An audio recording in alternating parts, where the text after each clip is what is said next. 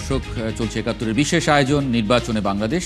নির্বাচন এবং সার্বিক দিক নিয়ে আলোচনা করতে এই মুহূর্তে স্টুডিওতে আমার সঙ্গে আছেন নগর পরিকল্পনাবিদ অধ্যাপক আদিল মোহাম্মদ খান। আপনাকে স্বাগত জানাচ্ছি। আছেন সিনিয়র সাংবাদিক ইলিয়াস খান। ইলিয়াস ভাই, আপনাকে দিয়ে একটু শুরু করি। নির্বাচনে গুরুত্বপূর্ণ ইস্যু এবার কি মনে করছেন, যেটা জয় পরাজয় বা ভোটের যে পারসেপশন, সাধারণ মানুষের যে হিসাব, সেগুলো পাল্টে দিতে পারে? আসলে মোটা থেকে যদি বলি, বাংলাদেশের মানুষ ভালো দেশ, ভালো বাংলাদেশ দেখতে চায়। দীর্ঘদিন ধরে তারা তো ভালো বাংলাদেশ দেখতে পায়নি, ইভেন ৫৪ বছরই পায় না সব বলা যায়। দেশ ধরুন আমাদের পরে কিন্তু ভিয়েতনাম স্বাধীন হয়েছে, কিন্তু ওদের অবস্থা কিন্তু আমাদের চেয়ে অনেক অনেক ভালো। তারপর ধরুন দেশে প্রচুর বেকার আছে, বেকারত্বের অবসানের প্রতিশ্রুতি দিবেন। যেমন নারী শিক্ষার ব্যাপার বলা হচ্ছে, কোন দল নারীদের বেশি প্রায়োরিটি দিচ্ছে সেটা কিন্তু নারীরা দেখবে। ইয়াংদের কারা প্রশিক্ষিত করবে, ভালো জবের সুযোগ দিতে পারে, সেটা কিন্তু তারা দেখবে।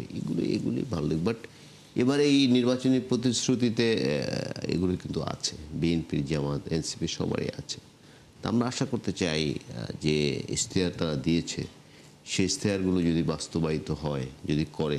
বাট এবার কিন্তু কিছু না করে পারবে না, কারণ যারা এই ৫ তারিখ আন্দোলন করেছে, ৫ই আগস্ট যারা আন্দোলন করেছে, তাদের বয়স ধরুন ১৭ থেকে ২৭। তাদের দৃষ্টি কিন্তু রাজনীতিবিদদের মাথার উপর আছে।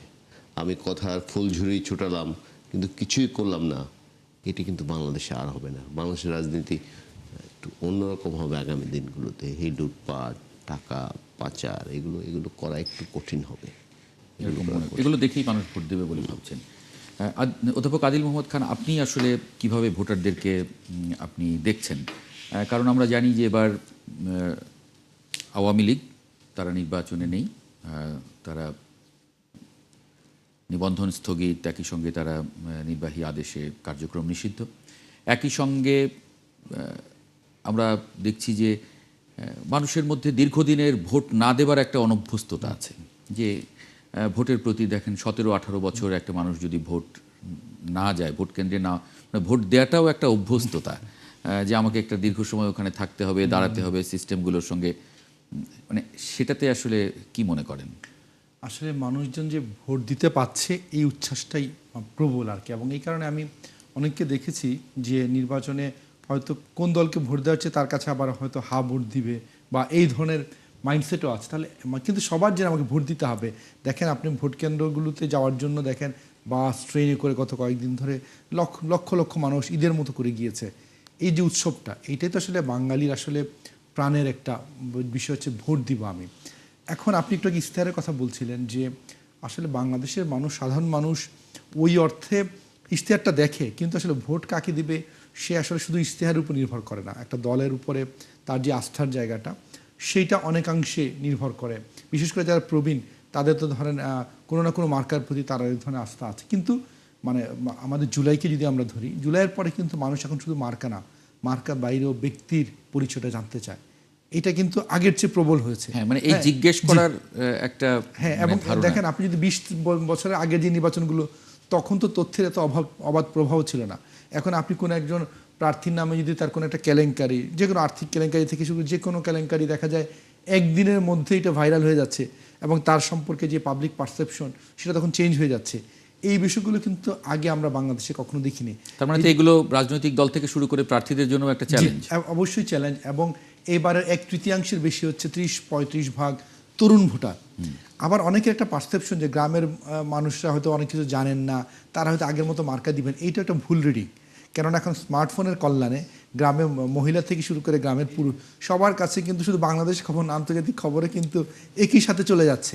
তো তার মানে এখন কাউকে সেই অর্থে বোকা ভাববার কোনো কারণ নাই যে হ্যাঁ কেউ না জেনে আগের মতন মার্কাতে দিবে। অবশ্যই মার্কার একটা বড় ফ্যাক্টর থাকবে, কিন্তু মার্কার সাথে সাথে যে ব্যক্তিকে তারা ভোট দিচ্ছেন, সে ব্যক্তির একটা বড় তার ইমেজ এবং তার যেই পোর্টফোলিও, হ্যাঁ, সেটার একটা গুরুত্ব থাকবে। তবে ইশতেহারের গুরুত্ব যে একদম ফেলে দেওয়ার না, বরঞ্চ ইশতেহারটা এই কারণে কাজে লাগবে যে আমরা যদি আবার ৫ বছর পরে বা স্থানীয় নির্বাচনে এই দলগুলোকে যখন আমরা ইভ্যালুয়েশন করব, তখন তার এই ইশতেহারে যা বলেছেন সেই ইশতেহারের সাথে তার যে কর্মকাণ্ড সেটা একটা ইভ্যালুয়েশন করবে। তবে ইশতেহারগুলো যেটা ভাইও বললেন যে ইশতেহারগুলো সবাই কিন্তু উন্নয়নের কথা বলেছে, এবং বাংলাদেশ ইশতেহার দেখলে এটা মানে মজার বিষয়, আপনি মোটা দাগে যে আপনি ডেভেলপমেন্ট পলিসিতে অনেক বড় বড় পরিবর্তন এক দল বা আরেক দলের শিফটিংটা নাই, ওইটা নাই। আপনি ইশতেহার দেখে খুব বেশি আলাদা করতে পারবেন না। হ্যাঁ, বিএনপি ফ্যামিলি কার্ডের কথা বলেছে, হয়তো জামাত বলছে যে কর্মসংস্থান দিবে, এই ধরে আছে, কিন্তু মোটা দাগে যে একদম মেজর শিফট বলতে পারবে না যে এই দল ওইটা ওই দল এটা। হ্যাঁ, তো এইখানে এই জিনিসগুলো আছে।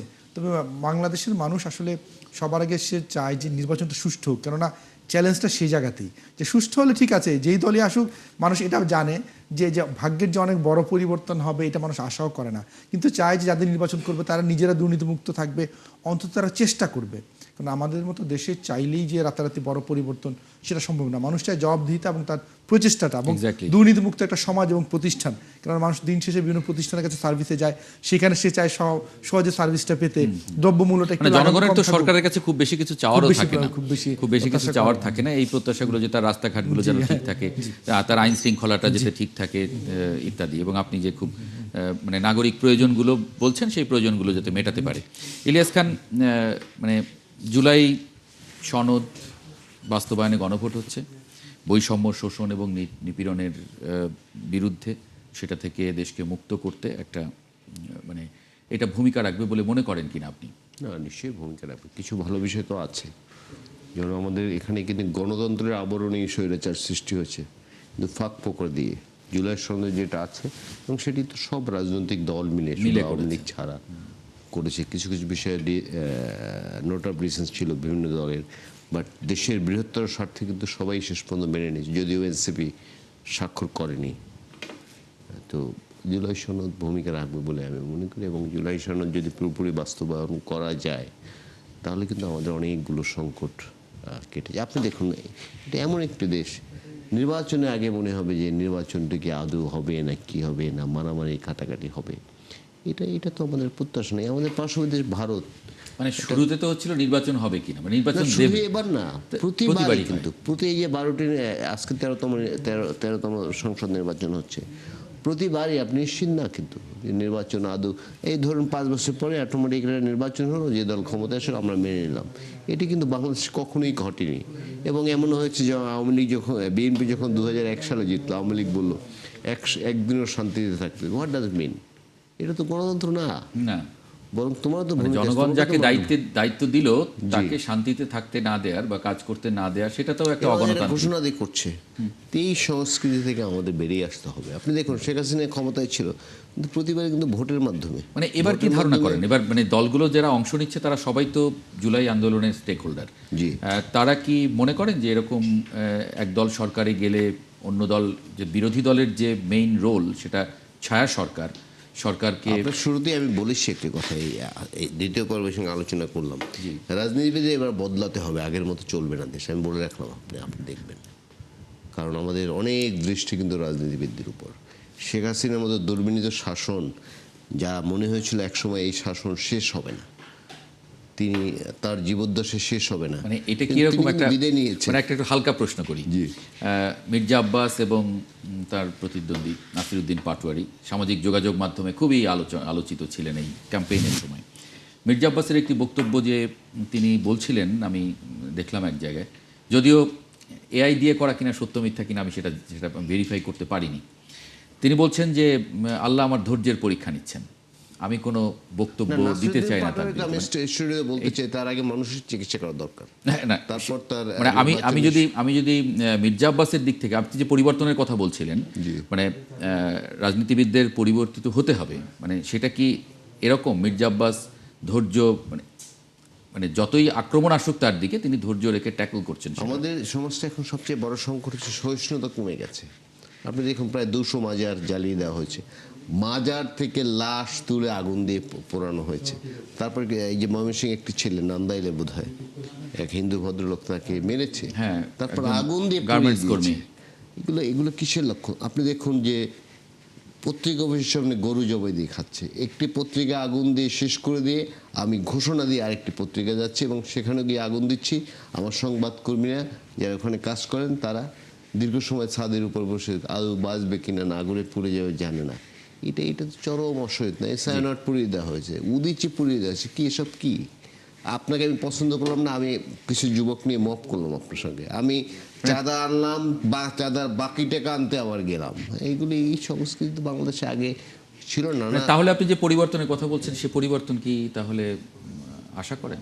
না, এইগুলো যে ঘটেছে, এগুলো ঘটেছে এটা অন্য কারণে, সরকারের শিথিলতার কারণ। সরকার সব কিছুতে গুরুত্ব দেয় না। বাট এই যে তরুণ যাদের কথা বলেছি এদের সংখ্যা খুব বেশি না। বাট এবারে আন্দোলনে কিন্তু অনেক লক্ষ লক্ষ কোটি কোটি তরুণ ছিল। জি জি, খুব অধ্যাপক আদিল মোহাম্মদ খান এই প্রসঙ্গে যদি একটা ছোট মন্তব্য করেন, আমি শেষ পর্যায়েও আছি। যে আমরা আশাবাদী হতে চাই, হ্যাঁ, বিশেষ করে যে তরুণরা গণ অভ্যুত্থান করেছে এবং তারা তো নিজেদের রক্ত দিয়েছে, এবং তারা যারা আমাদেরকে ছেড়ে চলে গেছেন গণ অভ্যুত্থানের পরে, তাদেরকে যদি আমরা একটা ভালো নির্বাচন উপহার না দিতে পারি, নির্বাচনের পরে দেশ সংস্কার করে দেশের মানুষের ভাগ্যের উন্নয়ন না করতে পারি, তাহলে তো সব বৃথা। কারণ একটা দেশ তার স্বাধীনতার পরে এখন আমরা প্রায় 55-56 বছর পার করেছি, এখনও যদি আমরা নির্বাচন হবে কি না, নির্বাচন হলে সুষ্ঠু হবে কি না, নির্বাচনের পরে বিরোধী দল এবং সরকারি দল একে অপরের প্রতি সহিষ্ণু আচরণ করবে কিনা, এই কনফিউশনে মানে থাকি। আপনি কি আশা করেন? আমি আপনার জন্য প্রশ্ন রেখেছিলাম যে নির্বাচন পরবর্তীতে সরকার যে আসবে তার কাছে কি প্রত্যাশা করেন। এখানে আমি বিরোধী দলটাও যোগ করে দেই, কারণ সরকারের একার কাছে প্রত্যাশা থাকলে হবে না। ইলিয়াস ভাই যেরকম উল্লেখ করছেন যে বিরোধী দলকেও পুরো রাজনৈতিক সিস্টেমটাকেই আসলে একটা দায়িত্বশীল জায়গায় থাকতে হবে। আসলে এখন সোশ্যাল মিডিয়ার যুগ তো, সরকারি দল বা বিরোধী দল কেউই কিন্তু খুব বেশি আনরুলি হয়ে গেলে তার জনসমর্থন বাড়বে না, হ্যাঁ, এটা তাদের মনে রাখতে হবে। আর এই নির্বাচনের শেষ না, এরপরে স্থানীয় সরকার নির্বাচন আসবে, তাহলে অনেক কিছু তাকে প্রশ্নের মুখোমুখি প্রতিনিয়ত হতে হবে। তাহলে এই ক্ষেত্রে আমাদের দলগুলো যেমন তার যে উপর যে জনগণের যেই আস্থার জায়গাটা তাকে তৈরি করতে হবে, পাশাপাশি আমাদের প্রাতিষ্ঠানিক কিছু সংস্কার লাগবে। শুধু রাজনৈতিক দল না, তার সাথে আমাদের যে আমলাতন্ত্র, আমাদের পুলিশ, আর্মি এবং প্রশাসন সব মিলে রাষ্ট্র দাঁড়িয়ে থাকে। শুধুমাত্র জাস্ট আপনি একটা পলিটিক্যাল পার্টির উপরে দিয়ে একটা দেশ চালাতে পারবেন না। তাহলে আমাদের আইন বিচার, হ্যাঁ, এবং অন্যান্য যত ধরনের প্রশাসন আছে সবাইকে ঢেলে সাজানোর জন্য কিন্তু জুলাই যে সনদের কথাটা এবারে নির্বাচনে আমরা যারা ভোট দিতে যাচ্ছি, হ্যাঁ না ভোট, সেই জন্য সংস্কারটা প্রত্যাশিত। এবং সংস্কারের সাথে আইনের শাসন, যে আইনের শাসনে আমরা প্রত্যাশিত আচরণের বাইরে গিয়ে কেউ যদি আনরুলি হয় তাকেও কিন্তু আইনের আওতায় আনতে হবে। আপনি যদি কাউকে ছাড় দিলেই কিন্তু আপনি দেখবেন যে আনরুলি বিহেভিয়ারটা বাড়ছে। এই জন্য অবশ্যই প্রতিটা প্রতিষ্ঠান যদি তার আইনের শাসনের জায়গা ঠিক করে, এবং যারাই আইন থেকে ব্যর্থ হয়ে যাবেন তাদেরকে অবশ্যই আইনের যে দণ্ডটা প্রয়োগ করতে হবে। 30 সেকেন্ডসে যদি বলেন, নির্বাচনের আগের রাতে একটা গণতান্ত্রিক শহরের যে চেহারা হওয়া উচিত সেটা আমার এই শহরে দেখছেন কিনা? আসলে আমরা বিচ্ছিন্নভাবে যে খবরগুলো পাচ্ছি সামাজিক যোগাযোগ মাধ্যম, বিভিন্ন পরিচিতার মাধ্যমে, এখনও কিন্তু আমরা যে আইডিয়াল সিনারিওটা কল্পনা করেছিলাম যে অন্তত আগের রাতে ভোট কেন্দ্রে গিয়ে অযাচিত প্রভাব বিস্তারের কোনো ধরনের প্রচেষ্টা হবে না, এটা সর্বনিম্ন প্রত্যাশিত ছিল। তো অনেক কেন্দ্রে এই ধরনের অভিযোগ এসেছে, এটা অত্যন্ত অপ্রত্যাশিত। এবং দেখা যাচ্ছে ওই যে একদল আরেক দলের বিরুদ্ধে পাল্টাপাল্টি সংবাদ সম্মেলন করছে এই বিষয়গুলো নিয়ে, এটা তো আসলে আজকের রাতে কাম্য ছিল না। তার মানে আমাদের অনেক দূর যেতে হবে। জি, ইলিয়াস খান, আপনি একই প্রশ্ন যদি আপনাকে করি, একটা গণতান্ত্রিক শহরের যে চেহারা, গণতান্ত্রিক দেশের যে চেহারা হওয়া উচিত নির্বাচনের আগের রাতে, তো খুব বেশি খারাপ না আমি বলবো। কিছু অভিযোগ পেয়েছি, কিছু অভিযোগ আমরা পেয়েছি, এটি সত্য। বাট আপনি দেখুন, একটা উৎসবমুখর পরিবেশ এই অর্থে যাদের বাড়ি, যারা ভোটার ঢাকার বাইরে, তারা কিন্তু সবাই চলে গেছে। এবং ঢাকার মানুষ যারা, আমরা তো জনে আলাপ করেছি গণমাধ্যম কর্মী হিসেবে, সবাই কিন্তু উন্মুখ হয়ে আছে ভোট দেওয়ার জন্য। ভোটটিটা তা দিতে চায় এবং আশা করতে চাই টুকটাক ঘটনা যেটি ঘটেছে, বড় যদি কোনো ডিজাস্টার না হয়, মানুষ কালকে সবাই ভোট দিয়ে। আর এই রাষ্ট্রে তো কত সংকট আছে, আপনি ধরেন ওয়েস্টার্ন ডেমোক্রেসির মতো পরিবেশ তো এখানে পাবেন, সময় লাগবে। এটা ছোট্ট একটি দেশ, পৃথিবীর 1000 ভাগের 1 ভাগ স্থলভাগ বাংলাদেশ, আর পৃথিবীতে যত মানুষ আছে 1000 ভাগের 27 ভাগ মানুষ এই দেশে। সুতরাং যতটুকু আছে, ধরুন এই 1 ঘন্টা বিদ্যুৎ ছিল না লন্ডনে, আপনি জানেন যে লুটপাট অনেক কিছু হয়েছে। আমাদের 3 দিন কিন্তু সরকার ছিল না, আপনি সে মনে আছে। এবং ঢাকা শহরটা আপনি ভিজুয়ালাইজ করেন, একই সড়কে 5 কিলোমিটার গতির গাড়িও চলছে, 100 কিলোমিটার গতির গাড়িও চলছে। এটি পৃথিবীর কোথাও চিন্তা করা যায় না। এইসব নিয়ে তো আমরা আছি না। আবার যদি মানে আমেরিকার কথা ধরেন, সেখানেও তো প্রেসিডেন্ট নির্বাচনের পরে গিয়ে ঢুকে গেল লোকজন, সমর্থকরা হামলা টামলা করে ফেললো। ক্যাপিটাল হিলে আমরা নিশ্চয়ই আমাদের মনে আছে, মনে আছে। সুতরাং যত মানুষের যে শিক্ষার লেভেল, দেশটা খুব বেশি খারাপ নেই, ভালো নেতৃত্ব দরকার। কতটুকু আশা করে, কত পার্সেন্ট ভোট পড়বে বলে আশা করেন? আমি আমি আমি 75 আশা করি। 75 আশা করছেন। আদিল মোহাম্মদ খান কেমন আশা আমার করেন? ধারণা 65 থেকে 70-এর মধ্যে থাকবে। খুব পাঁচের পার্থক্য। হ্যাঁ, খুব কাছাকাছি, হ্যাঁ, খুব কাছাকাছি। দর্শক, আমরা চাই যে আগামীকাল সবাই আমরা ভোট দিতে যাই এবং দেশ যে গণতন্ত্রের পথে, দেশের যে উত্তরণ, গণতন্ত্রের পথে পথ চলা নতুন করে শুরু, সেই পথ চলাটা আমরা আসলে জারি রাখতে চাই। এবং আমরা যখন আলোচনা করছিলাম এই বিরতিতে, যখন আমরা ছিলাম সেই বিরতির সময় আমরা যেটা নিয়ে আলোচনা করছিলাম যে আসলে মানুষকে ভোট কেন্দ্রে যেতে হবে। আপনার ভোটটা যদি আপনি বুঝে না দেন বা বুঝে না নেন, তাহলে সেটা খুব মানে গণতন্ত্রের জন্য তো ভালো হয়ই না, নিশ্চয়ই আপনার জন্যও ভালো হবে না, কারণ দেশটা তো আমাদের সবার। ইলিয়াস খান, এই প্রসঙ্গে মানুষের কাছে আসলে কি আহ্বান রাখবেন? মানে বিশেষ করে ভোটটা তো দিতে হবে, 70% ভোট যদি আমাকে কাস্ট করতে হয়, নইলে তো নির্বাচনটা আসলে কি হলো? মানে এতদিন পরে, 17 বছর পরে আমাদের তরুণ বন্ধুরা। কাস্টিং বেশি হবে আমি বলেছি, কারণ মানুষ তো ভোট দিতে পারেনি। আর ভোট কিন্তু বাংলাদেশের একটা উৎসব, সে উৎসবে সবাই যোগ দিয়েছে। এবং এরকম ঢাকা কিন্তু ঈদ ছাড়া আমরা কখনো দেখি না। নিশ্চয়ই আমি জীবদ্দশা আমি দেখি না, অন্যরা দেখেছি কিনা জানি না। মানুষ দেখলাম বাসে করে, ট্রেনে করে মিছিল দিয়ে বাড়ি যাচ্ছে। যে দল করে হ্যাঁ। সেই দলের মিছিল করতে করতে যাচ্ছে এবং এক ধরনের উৎসবের পরিবেশ বিরাজ করছে। আশা করি কালকে ভোট কেন্দ্রগুলোতে উৎসব আমরা দেখব এবং সেই উৎসবটা কোনো বিয়োগান্তক ঘটনা দিয়ে যেন শেষ না হয় আমরা আশা করতে চাই। সবাই ভোট দিয়ে যে জিতবে দেশ চালাবে, আমরা চাই একটু ভালো দেশটা চলুক। আর বাংলাদেশের মানুষ তো চাওয়া পাওয়া খুব কম, হ্যাঁ, খুব বেশি কিন্তু চাওয়া পাওয়া এই একটা দিনই তো আসলে ভোটাররা রাজা থাকে। হ্যাঁ সেটাই। এই একটা দিনই তো আমরা আশা করতে চাই একদিন না, সবসময় যেন রাজা থাকে। সবসময় যেন রাজা থাকে। জি, আদিল মোহাম্মদ খান, মানে আপনার আসলে আপনি বলছেন যে 65 থেকে 70% ভোট কাস্ট করতে হলে মানে যে পরিবেশ দরকার, বিশেষ করে আমরা তো এরকম মাঝ ফেব্রুয়ারিতে ভোট দিয়ে অভ্যস্ত না, এরকম জাতীয় নির্বাচন। কারণ আবহাওয়াটা কিছুটা এখন গরমের দিকে গেছে, দুপুরবেলার সময়টায় সেই জায়গায় কি পরিস্থিতি হবে, সেই জায়গায় আসলে আপনি চ্যালেঞ্জ দেখেন কি? আবহাওয়াজনিত চ্যালেঞ্জ তেমন একটা নাই, এখনও খুব মানে মানে মিষ্টি আবহাওয়া আছে, যে বেশি শীতও না গরমও না। তাহলে মানুষ এত বছরের একটা সেই অর্থে ভোট না দেবার যেই কারণে এখন যাবে, সুতরাং ওই অর্থে যাবে না। তবে অনেকেই প্রান্তিক মানুষ আছে, তিনি হয়তো ঢাকায় কাজ করতে এসেছেন, তারও হয়তো ভোটটা তিনি যে গ্রামের বাড়ি সেখানে যেতে পারছেন না, এরকম কারণে কিন্তু অনেকে মিস যাবে। কিন্তু যে এলাকায় আছে সেই এলাকায় আছেন, ভোট দেবেন না, সেই সংখ্যাটা অনেক বেশি হবে না, অনেক বেশি হবে না।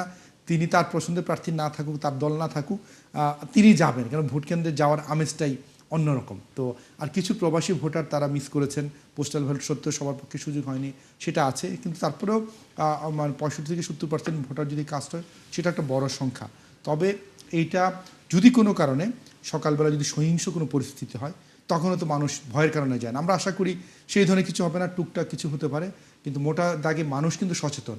হ্যাঁ, যে চাইলেই যে আপনি সহিংসতা ছড়িয়ে দিতে পারবেন গণঅভ্যুত্থানের পরে, সে বাংলাদেশ কিন্তু নাই। সেই জন্য রাজনৈতিক দলকেও কারো যদি এই ধরনের কোনো চিন্তাও থাকে যে আমি ভোট কেন্দ্র দখল করব, ব্যালট বাক্স দখল করব, সেই চিন্তা থেকে সরে আসতে হবে, কেননা বাংলাদেশ বদলে গেছে। জি, এবং ভোটাররাও যদি তার নিজ নিজ দায়িত্ব পালন করেন এবং তারা যদি ভোট কেন্দ্রে উপস্থিত থাকেন, ভোট কেন্দ্রে ভোট দিতে চান, নিশ্চয়ই এই ভোট রিগিংয়ের যে বিষয়গুলো সেগুলো নিশ্চয়ই করা কঠিন হয় যখন ভোটার উপস্থিত থাকেন এবং ভোটার তার ভোটটা বুঝে নেন সেই জায়গায়। ইলিয়াস খান, আপনাকে ধন্যবাদ জানাচ্ছি যুক্ত হওয়ার জন্য। একই সঙ্গে অধ্যাপক আদিল মোহাম্মদ খান আমার সঙ্গে যুক্ত হওয়ার জন্য ধন্যবাদ আপনাকে। খুব গুরুত্বপূর্ণ আলোচনাগুলো আমরা করে নিলাম। দর্শক নিশ্চয়ই আগামীকাল সকাল থেকেই আপনারা উৎসবের সঙ্গে ভোট দিতে যাবেন।